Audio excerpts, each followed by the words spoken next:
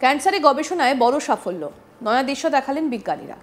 ক্যান্সারের সঙ্গে বিভিন্ন খাবার দাবারের সম্পর্ক আছে। দেখা যায় আমরা যেসব খাবার খেতে ভালোবাসি না সেগুলো প্রায় সবকটাই কিন্তু শরীরের জন্য উপকারী।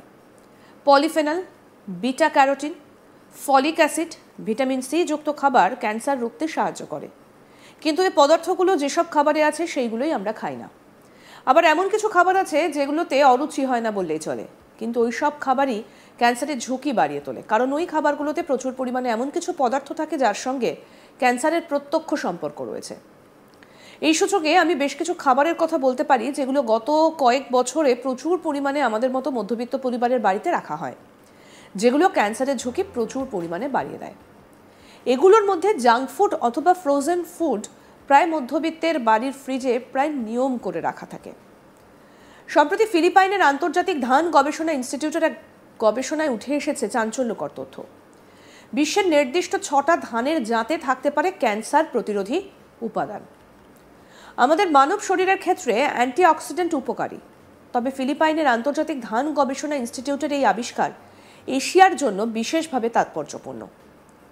ভারত এবং চীনে ক্যান্সার আক্রান্ত রোগীর সংখ্যা হু হু করে লাফিয়ে লাফিয়ে বাড়ছে। সম্প্রতি বিশ্বের বিভিন্ন প্রান্ত থেকে কালেক্ট করা 1,30,000-এর বেশি ধান সংগ্রহ করে গবেষণা চালানো হয়, আর তার মধ্যে 800টি প্রজাতির চাল ছিল একেবারে আলাদা। সেই চালগুলোর রাসায়নিক গঠন এবং শরীরের ওপর সম্ভাব্য প্রভাব বিশ্লেষণ করে চিহ্নিত করা হয়েছে 6টা বিশেষ ধানের জাত যা অ্যান্টিঅক্সিডেন্ট এবং ক্যান্সার প্রতিরোধের ক্ষমতা রয়েছে।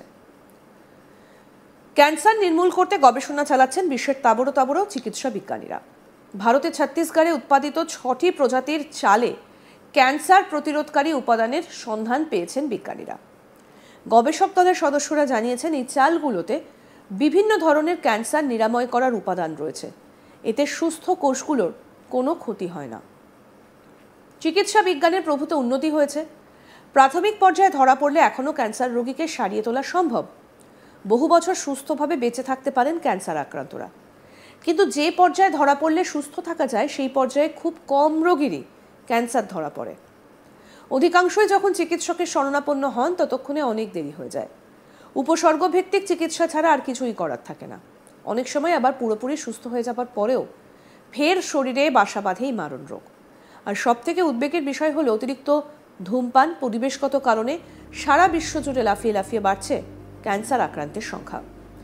পরিস্থিতি এতটাই ভয়াবহ যে আগামী কয়েক বছরের মধ্যে সারা বিশ্বেই ক্যান্সার মহামারীর আকার ধারণ করতে পারে বলে আশঙ্কা করছেন বিজ্ঞানীরা।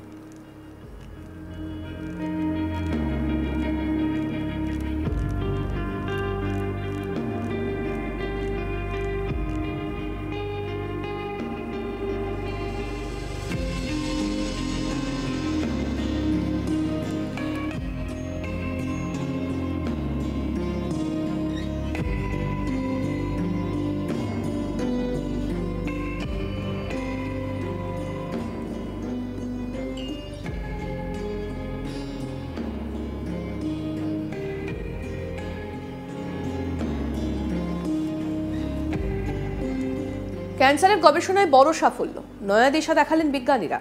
ক্যান্সারের সঙ্গে বিভিন্ন খাবার দাবারের সম্পর্ক রয়েছে। দেখা যায় আমরা যেসব খাবার খেতে ভালোবাসি না সেগুলো প্রায় সবকটাই শরীরের জন্য উপকারী।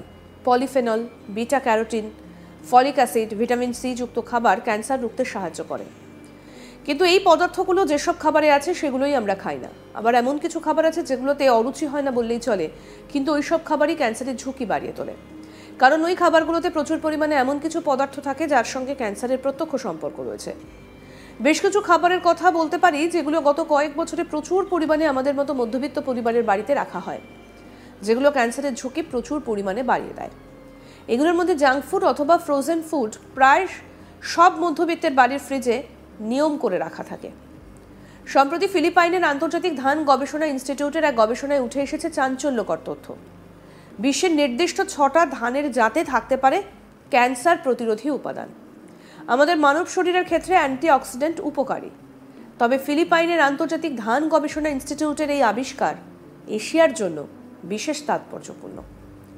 ভারত এবং চীনে ক্যান্সার আক্রান্ত রোগীর সংখ্যা কিন্তু ইতিমধ্যেই লাফিয়ে লাফিয়ে বাড়ছে। আরও আপডেট পেতে দেখতে থাকুন আজ তাক বাংলা। সাবস্ক্রাইব করুন, নোটিফিকেশন পেতে বেল বাটন অপশন প্রেস করুন, হোয়াটসঅ্যাপেও ফলো করুন আজ তাক বাংলা।